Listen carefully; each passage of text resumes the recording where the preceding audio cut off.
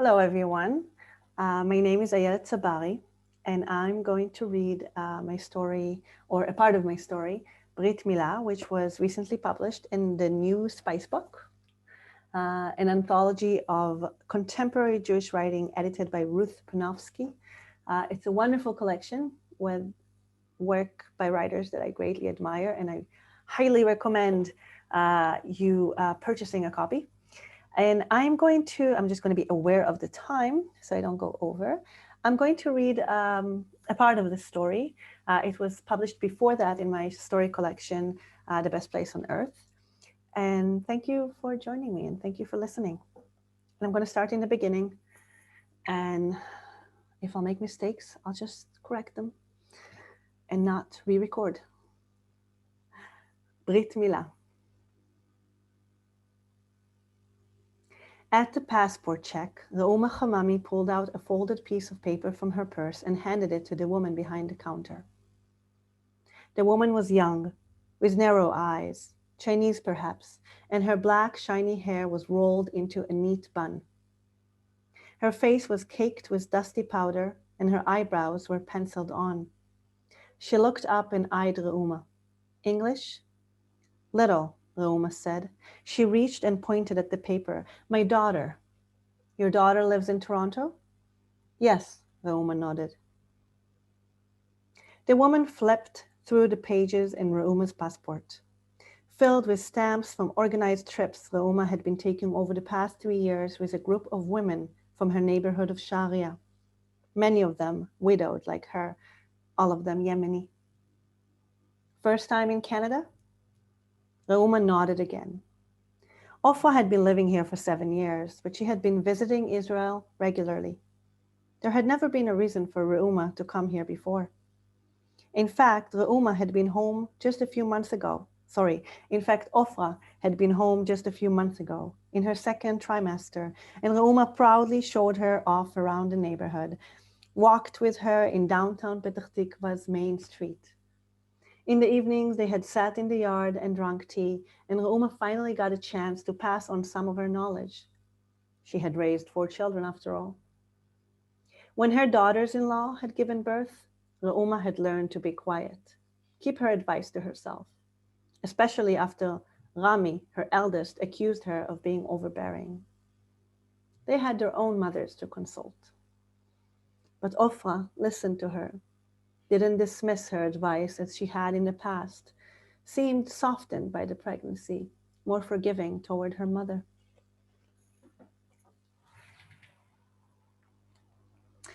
Born in Yemen, the woman looked at Reuma.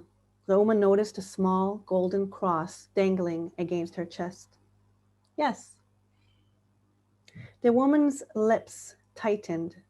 She tilted her head to read some of her stamps.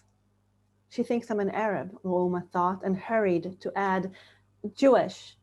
She looked around for something that would help her explain. Me, baby. She lowered her hand to indicate her height. Go to Israel with mother and father. The woman flipped another page. Reuma wanted to make conversation, to tell her she rented the shed in the back for 2 people from China, but she didn't know the words. Growing up, she'd never seen Chinese or blacks in Israel, but now they were everywhere. Migrant workers who were filling positions Israelis were too lazy for, jobs Palestinians used to have before the Intifada, and Yemenis before them, in Israel's early days, when she and her parents first arrived in Sharia, cleaning homes, washing dishes, picking oranges. The woman stamped her passport, and Reuma thanked her and continued through tunnels and up escalators to the conveyor belt. As Reuma waited for her suitcase, she imagined meeting Yonatan, her new grandson. For years, she had waited anxiously for Ofra to get pregnant, but had been careful not to pressure her, since any attempt at broaching the subject had led to arguments. Speaking with Ofra had never been easy for Reuma. She used to envy Shaul. With her father, Ofra was loving, warm, receptive. But things had been better between the two of them since Ofra had gotten married, and better still with her pregnancy. Roma remembered how much closer she had become with her own mother after she had Rami. She was thrilled when Ofra and Matthew asked her if she would come and stay with them for the first little while after the baby was born, glad to be of help, to be needed. She could picture it. Once it was time for Roma to leave, Ofra would realize just how much she needed her mother, and she would beg Matthew to move back to Israel. Reuma had seen it happen. Recently, her niece, her sister Shoshi's daughter, moved back from Miami following childbirth, giving up a good-paying job and a big house just so that she could be near her mother. Reuma had it all planned. Ofra and Matthew could have the house, the 3-bedroom bungalow where she and Shaul had raised Ofra and her 3 brothers, and which recently had been repainted. The 50s style tiles in the bathroom replaced with new cream-colored ones. And Reuma would move to the rental unit in the back where the Chinese workers now lived. She could help babysit, cook, and clean. Matthew was a naturopath. Reuma knew there was a demand for his line of work in high places of in Tel Aviv, where people might not even mind him speaking English. Finally, she recognized her suitcase, the pink ribbon she had fastened on its handle, and she dragged it onto a cart and followed the exit signs. When she made it out of the arrivals gate, she was disappointed to see Matthew standing alone, his coat open to reveal a plaid shirt, his beard now grown, but his hair starting to recede. In his arm, he held a puffy coat he handed Reuma. Ofra was busy, he said, rocking an imaginary baby in front of his chest. She beamed and nodded. Matthew leaned over and kissed her on both cheeks, his glasses colliding with hers. Good to have you, he said, and Reuma smiled, unsure of the meaning of this phrase. She was frustrated by her inability to speak to Matthew, whom she liked from the moment Ofra had brought him home for Rosh Hashanah 3 years ago. From the way he looked at her daughter, tended to her, Reuma could tell he was a good man and strong enough to deal with Ofra's temperament. She had always worried for her daughter. She was an opinionated woman, too smart for her own good and a complete failure in the kitchen. Reuma had tried to teach her how to make spicy shog, bake jichnun for Shabbat, cook Yemeni soup, but Ofra wasn't interested.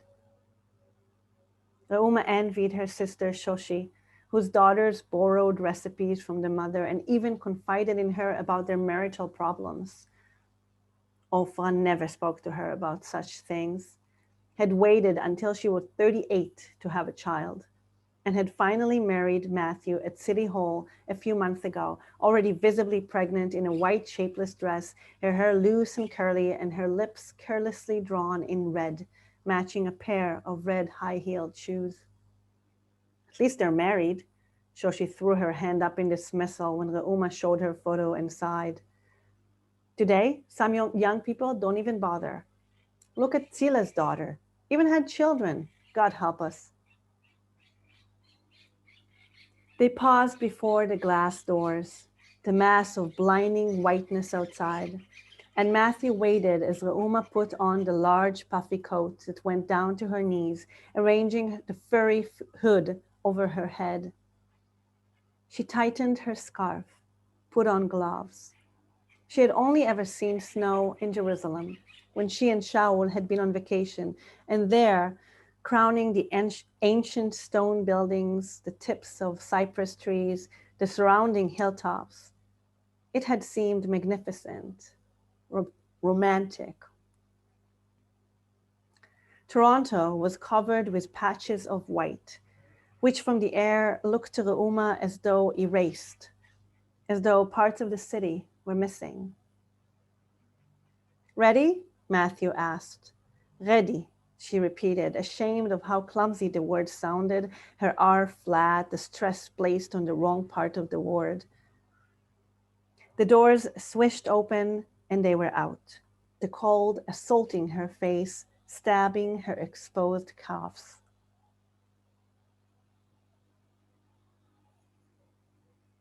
She followed Matthew to the car, squinting against the bright, thin light, the grayness of the sky.